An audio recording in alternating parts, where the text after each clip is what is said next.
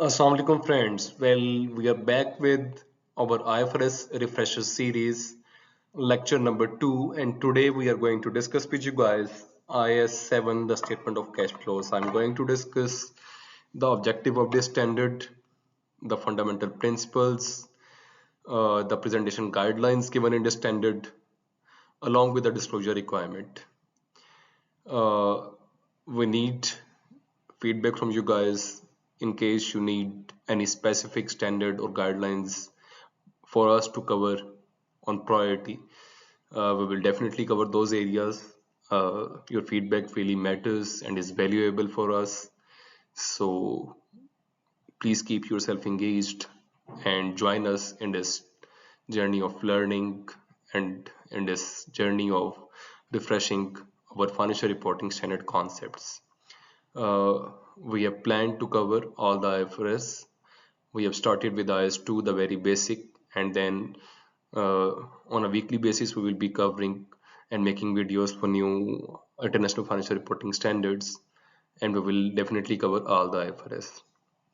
Once we do that, I also plan to make series of videos on internal auditing, on basically enterprise risk management, on cost accounting, on financial management, on any areas of interest. If you guys want me to record videos, I will be sharing the knowledge and the basic concepts to help you refresh the knowledge, to help you apply the concepts, and to help relearn and refresh the concepts.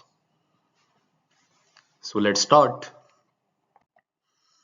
Well, I'm going to discuss with you guys IS7 objective, fundamental principles, the presentation guidelines, and the disclosure requirements. IAS 7 objective and fundamental principles. The objective of this standard is the presentation of information about the historical changes in cash and cash equivalent of an entity. Fundamental principles are that it analyzes changes in cash and cash equivalents during a period. It comprises cash on hand and demand deposits together with short-term, highly liquid investments that are readily convertible to a known amount of cash and that are subject to an insignificant risk of changes in value. So basically, the standard defines that which instruments are considered as cash and cash equivalents. It basically comprises cash in hand, demand deposits, instruments which have short-term maturity, which are highly liquid investments that are readily convertible into a known amount of cash and that are subject to an insignificant, a very immaterial risk of change in value. So we know for sure the certain value that we're going to get from that instrument, and the maturity of that instrument is not more than 3 months. So investments normally meet the definition for cash equivalent when it has a maturity of 3 months or lesser than that from the date of acquisition of that instrument. So it defines that if we invest into an instrument and at the time of acquisition, the maturity life of that instrument was higher than 3 months, then that instrument will not be considered as cash or cash equivalent. Only those instruments which have a maturity of 3 months or lesser at the time we invest in those, at the time we acquire those, can be classified as cash and cash equivalent. Equity investments are normally excluded. They are not counted for as cash and cash equivalents unless they are in substance a cash equivalent. For example, preferred shares that are acquired within 3 months of the specific redemption date. So preferred shares which are going to redeem at a specific date, and we know their value, there is going to be very less variation in their realizable value, and their maturity period at the time of purchasing those instruments is equal to or lesser than 3 months. Only then we will account for them as cash instrument. Bank overdrafts, which are repayable on demand, are also accounted for as cash and cash equivalent. Presentation of cash flow changes.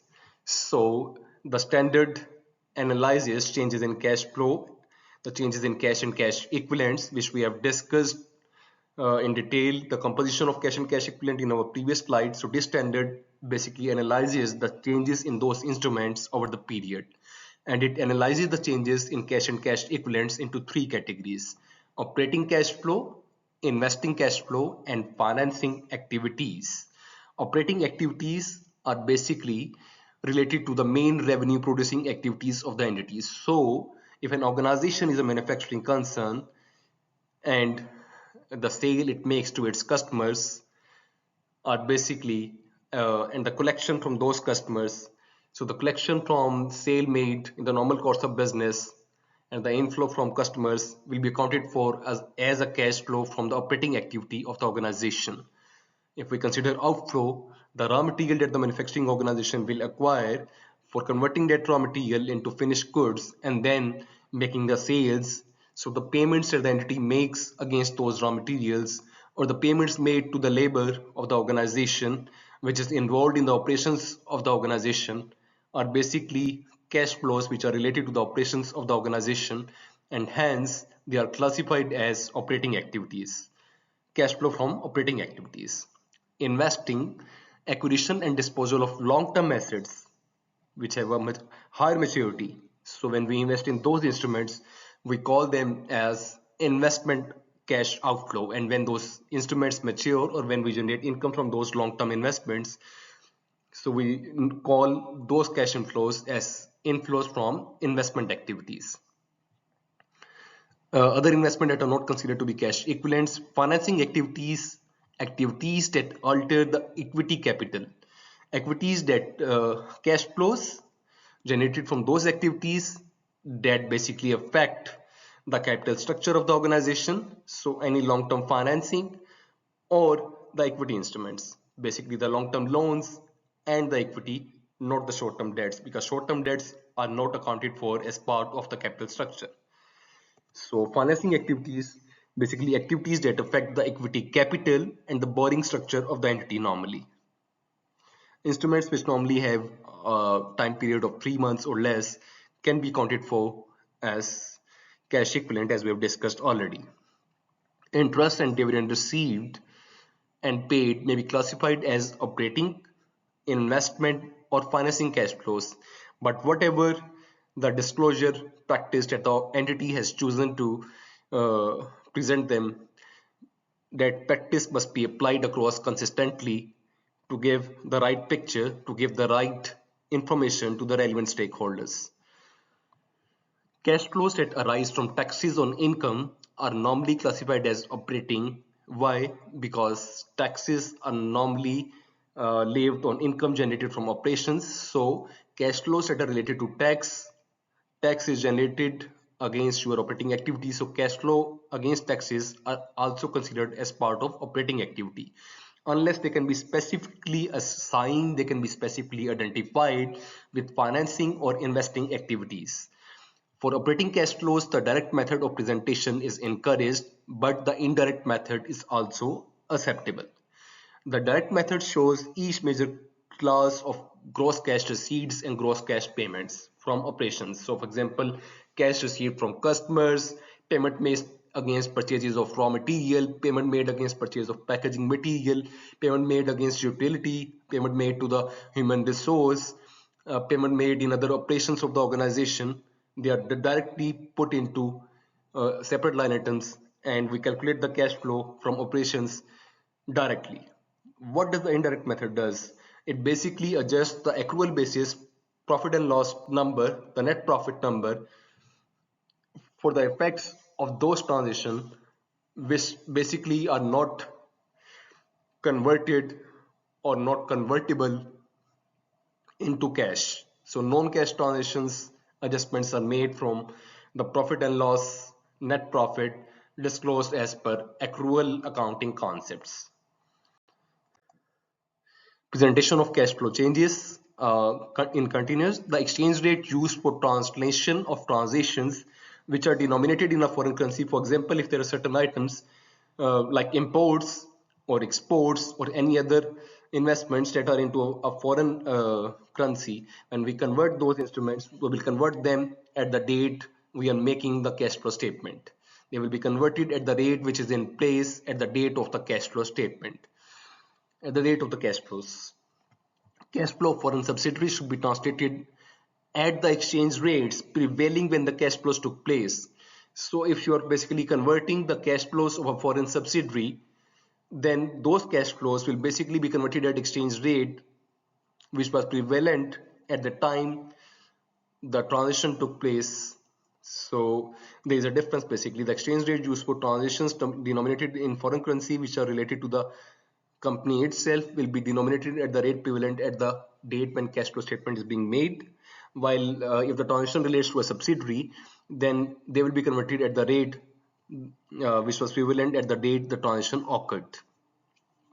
So cash flow of associate, joint ventures and subsidiaries where the equity or cost method is used, the statement of cash flow should report only cash flows between the investor and the investee. So when there is equity or cost method used, then only those cash flows which occur between the investor and the investee, only they will become part of the cash flow statement. Where proportionate or partial or percentage consolidation is used, the cash flow statement should include the venture's share of the cash flow of the investee. For example, there is a joint venture in which more than one organization have participated into a joint project, then the organization in its financial statement will reflect that percentage, that portion of the cash flows from that joint venture, which basically reflect the statement, the share of the organization in that joint venture project. Aggregate cash flows related to acquisitions and disposal of subsidiaries and other business units should be presented separately and classified as investing activities. So acquisition and disposal of subsidiaries and other business units will be classified as investment cash flows. The aggregate cash paid or received as consideration should be reported net of cash and cash equivalent acquired or disposed of in a subsidiary or any other business unit. Cash flow from investing and financing activities should be reported gross by major class of cash receipt and major class of cash payments. They should not be netted off unless the netting is allowed in only a few circumstances. And what are those? Let's discuss those.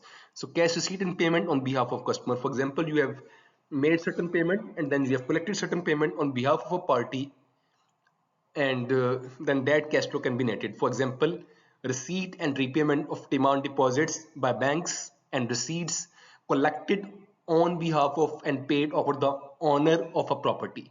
So any receipts and payments done on behalf of the property owner can be reported as net numbers. Similarly, demand deposits by banks can be reported as net numbers. Items in which the turnover is quick, the amounts are large and the maturities are short, generally less than 3 months. For example, charges and collection from credit card customers can also be reported as net numbers in the statement of cash flow. Deposits by financial institutions, cash advances and loans made to the customers, all these transactions can be netted off. The exchange rate used for translation of transactions which are denominated in a foreign currency should be in effect at the date of those cash flows. So let's move to the disclosure part. We have discussed in detail the fundamental principles, the objective and the presentation guideline given in the standard. If there are any questions, please approach us. You can leave a comment in the comment section. I will also be sharing my contact number. I will also be sharing my email ID. You can reach me on my email or on my number or in the comment section, and I will be more than happy to reply to your queries and to help you guys in the application of the principles and the concepts that we have discussed related to the IAS 7 statement of cash flows in our today's lecture. Now let's discuss the disclosure part. Investing and financing transactions which do not require the use of cash should be excluded from the statement of cash flows. So any investing and financing transaction which are not going to either inflow or outflow of cash flow into the business, then those transactions definitely will not become part of the cash flow statement. However, a separate disclosure of those transactions is needed in the financial statement for the knowledge of the stakeholders. Entities shall provide disclosures that enable users of financial statement to evaluate changes in liabilities arising from financing activities. An entity shall disclose information about its supplier finance arrangements that enables users of financial statement to assess the effect of those arrangements on the entity's liabilities and cash flows and on the entity's exposure to liquidity risk. So information about the supplier finance arrangements should be disclosed so that the stakeholders are aware of the nature of those arrangements and the impact of those agreement of those terms on the impact on the organizational liabilities, and also the exposure, the liquidity risk exposure that those terms are basically presenting for the organization. So it is important to disclose the terms on which credit terms are negotiated, which are going to have an impact, a significant impact on the entity's liquidity risk. The component of cash and cash equivalent should be disclosed and a reconciliation should be presented to the amounts which are reported in the statement of financial position. What was the opening position? What is the closing position? What was the cash flow movement? And how the different transitions, the different net numbers have basically made an impact in the opening cash and in the closing cash and cash equivalents. Disclosure should be made basically category wise in notes to the accounts as well.